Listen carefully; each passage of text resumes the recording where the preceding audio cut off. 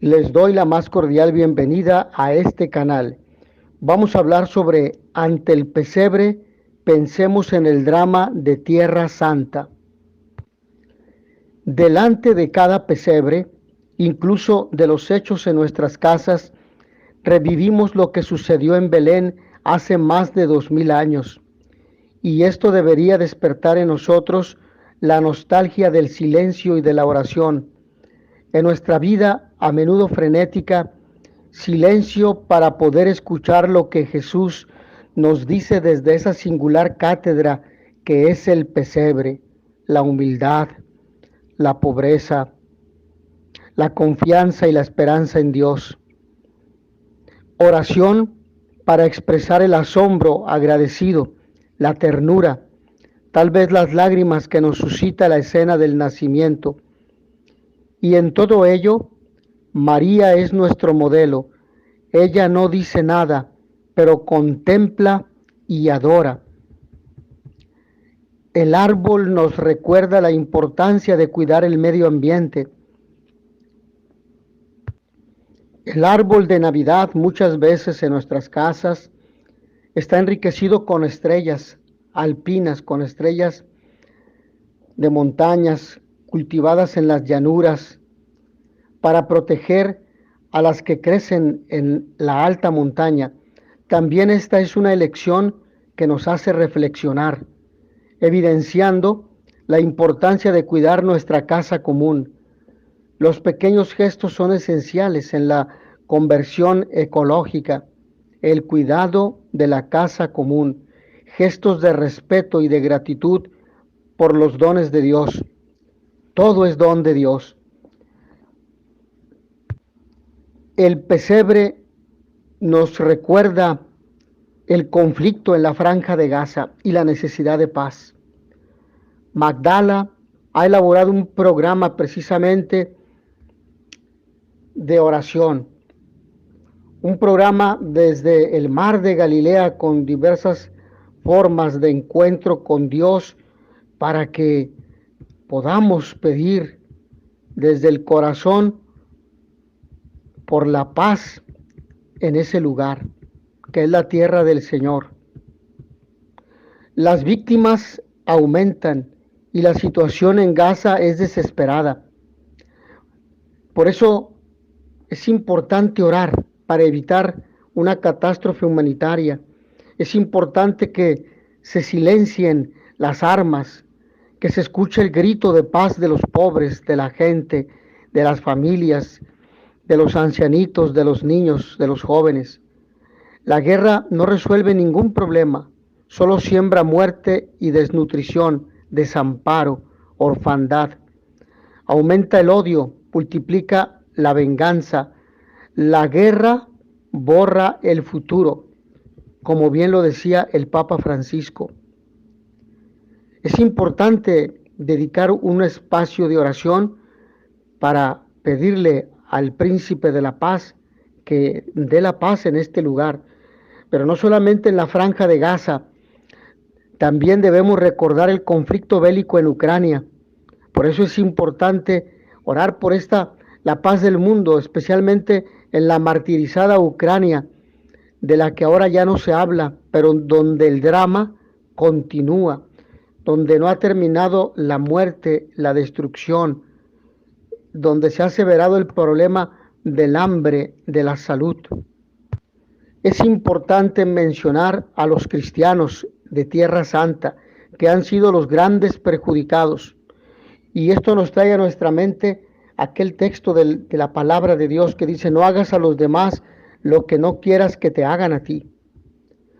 Las personas más perjudicadas por el conflicto de Tierra Santa son los cristianos, que van siendo cada vez menos por la inestabilidad.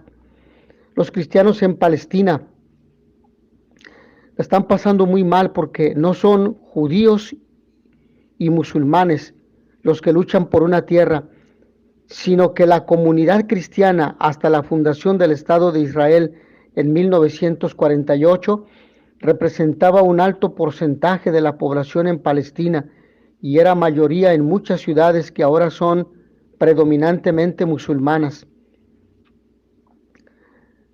A finales del siglo XIX, el 24% de la población era cristiana y después de la independencia de Israel en 1948, hubo 750,000 refugiados palestinos, de los cuales 150,000 eran cristianos. Peor fue en 1967 con la ocupación de Israel de Gaza y Cisjordania, con el ahogo económico que sufrieron, de manera que los cristianos en Palestina e Israel son ahora 1,48%. Ramala o Jerusalén tenían un 80% de cristianos a principios del siglo XX y ahora son un 5%. En Belén, por ejemplo, se pasó del 90% al 30% actual. Parece que hay ahora 200,000 cristianos en Palestina e Israel. 50,000 habitan en territorio palestino, 3,000 de ellos en Gaza y 150,000 en Israel. En Jerusalén quedan solo 9,000 cristianos, 219,000 son musulmanes y 464,000 judíos. En esas comunidades cristianas han sufrido muchas escisiones a nivel ritual, forman tradiciones distintas. La iglesia griega ortodoxa, que proviene de la bizantina, la iglesia católica con 6 ritos diferentes, el latino y los orientales, alejandrina, iglesias copta y etiópica,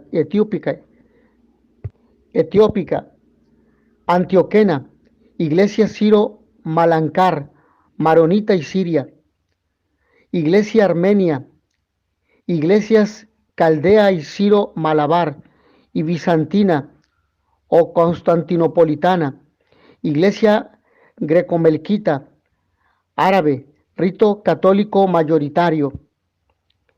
Según estudios, un 70% se ha ido de Tierra Santa por motivos económicos, un 26% por inestabilidad e inseguridad política.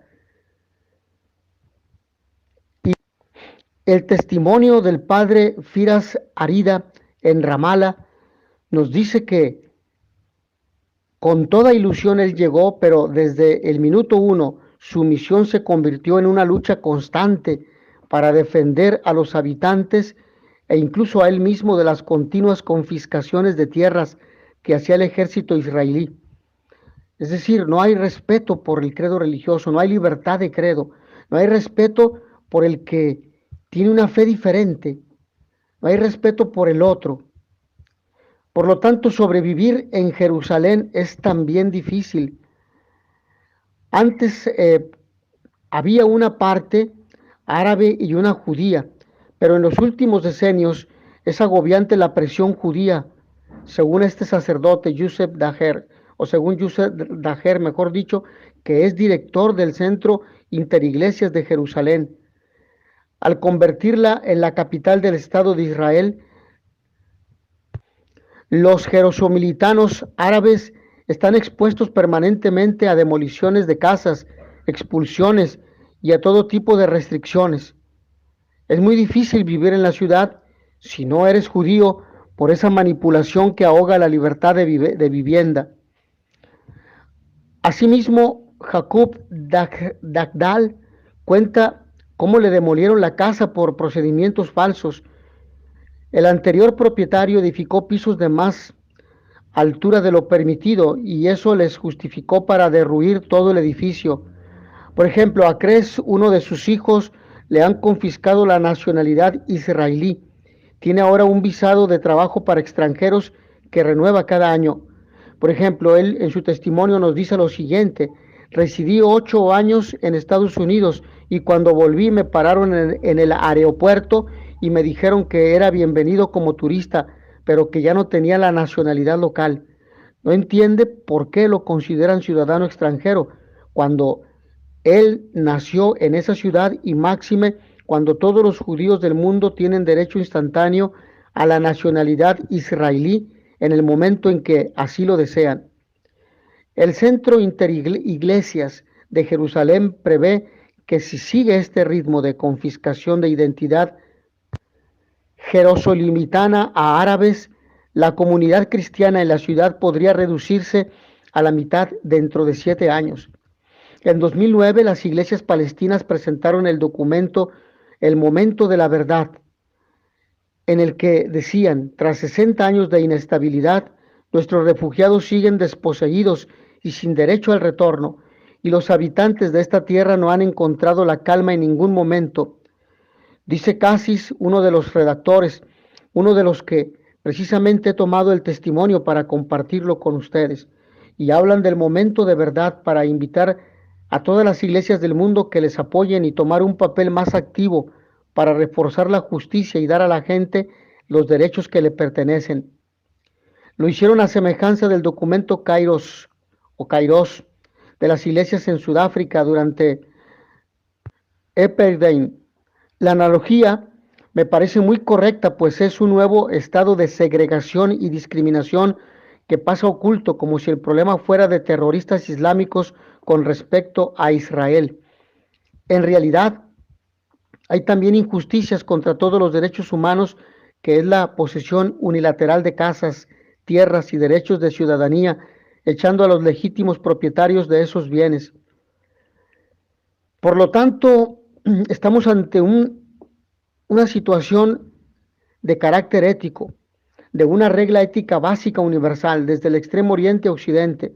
No hagas a los demás lo que no quieras que te hagan a ti. La regla de oro de Mateo 7:12. Los judíos han sufrido la diáspora, la expulsión de territorios, y si siguen ese ciclo injusto, ahora con esa actuación, de algún modo están propiciando que siga esa rueda de animadversión hacia ellos. El mensaje de Jesús es de amor y evitar la ley del talión, pero esa resistencia pacífica no quita que el tiempo ponga las cosas en su sitio y que con la no violencia se consiga esa justicia a la que están faltando los judíos. La opresión nunca es solución y precisamente las mejores armas no son la violencia sino la acción pacífica. Las negociaciones políticas no han funcionado, pues Estados Unidos depende de los intereses del lobby judío. La resistencia violenta tampoco sirve, pues es una carrera de armamento que solo está alimentando la industria de guerra en el mundo. El camino del amor hacia ese pueblo israelí no es tan bien visto. Es el mejor desde todos los puntos de vista, así dicen los representantes cristianos.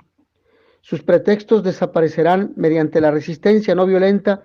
Debemos hacer entender al corazón del opresor lo que está haciendo. Por lo tanto, este es un llamado urgente a la paz. Es un llamado urgente a recordar el hecho de que el horror del holocausto sea un argumento bueno y loable para que Israel tenga un Estado. No justifica que sea excusa para otro crimen contra la humanidad. Israel es un país amigo, pero la comunidad internacional tiene que decirle que ha errado en el ataque, ha exagerado en el ataque militar hacia aquellos que tienen una forma de ver la vida y sobre todo una fe diferente, diversa a ellos. Las comunidades de distintas religiones van moviéndose para establecer ese diálogo interreligioso, pero podría extenderse a la comunidad civil de un modo pacífico. Esto es importante. Es verdad que los atentados no ayudan a ese diálogo porque lo desenfocan, pero los palestinos no quieren terroristas. Es la opresión, discriminación, injusticia de estar en una cárcel a cielo abierto, a la que hace que los extremistas encuentren el campo abonado para manipular los sentimientos de la gente y de hacerles creer que la violencia es la única salida. Parece que la discusión y las guerras sean solución, pero a largo plazo es la educación de las conciencias la que permite un modo de comprensión, de amor, un contexto más amplio de pensamiento, un nivel de conciencia más elevado que haga realidad ese cambio social, como el ejemplo de Jesús. La sal en la comida no se ve, pero es indispensable para dar el buen gusto, el sabor. Así conviene que seamos sal de la tierra y luz del mundo. Mis hermanos, agradezco a todos ustedes su amable atención. Nos vemos en la siguiente sesión. Y notitia veritatis proficere, pax et bonum.